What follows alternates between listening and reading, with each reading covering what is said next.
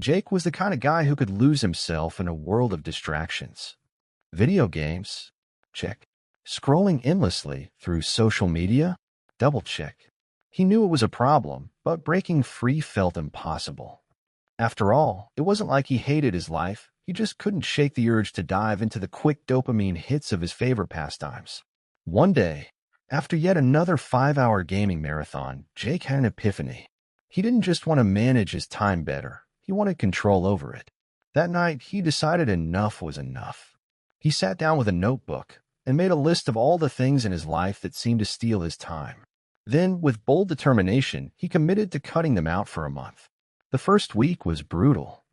Without his usual distractions, Jake felt restless. He'd sit at his desk, itching to reach for his controller or scroll through his phone. But instead, he forced himself to focus on other tasks, organizing his workspace, updating his resume, and even starting a creative project he had shelved years ago. By the end of the first month, something surprising had happened.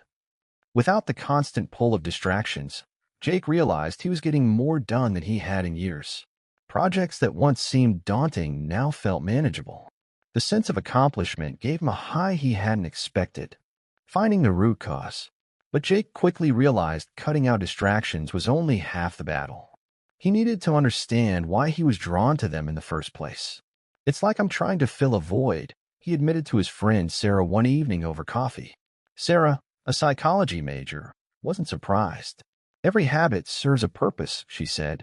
"The question is, what need are you trying to meet?" Jake started paying attention. When he felt bored, he craved the thrill of gaming. When he was stressed, social media provided a comforting escape.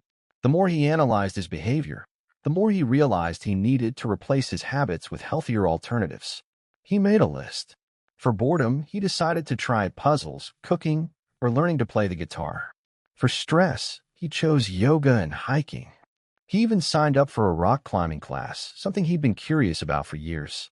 These activities weren't as thrilling as gaming or scrolling at first, but they provided a deeper sense of satisfaction he hadn't anticipated. The magic of doing hard things. One day, while struggling to master a tricky guitar chord, Jake had a revelation. The most satisfying moments in life often came from the hardest struggles. He started challenging himself in new ways. He'd wake up early for morning runs, even when he didn't feel like it. At work, he volunteered for projects that pushed him out of his comfort zone.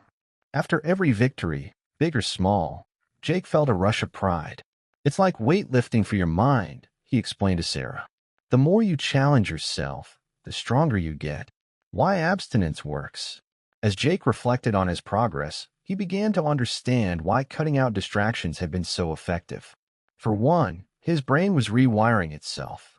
Every time he resisted a craving, the neural pathways associated with it weakened. It was like a snowy hill. The more you sled down the same path, the deeper the grooves become. By stopping the habit entirely, the snow had time to fill in, making it easier for Jake to forge new paths. He also discovered what he called the pleasure reset. After weeks without gaming or mindless scrolling, activities he used to find dull, like cooking, reading, or spending time with friends, became far more enjoyable. His brain had recalibrated, and he was rediscovering life's simpler joys. Moderation versus abstinence. Jake knew he didn't want to give up gaming forever, but he also didn't want to slip back into old patterns. So he set strict boundaries for himself: 1 hour of gaming on weekends and no social media during the first 2 hours of the day.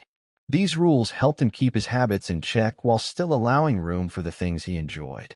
Every few months, Jake would take a complete break from gaming and social media just to ensure his cravings stayed under control.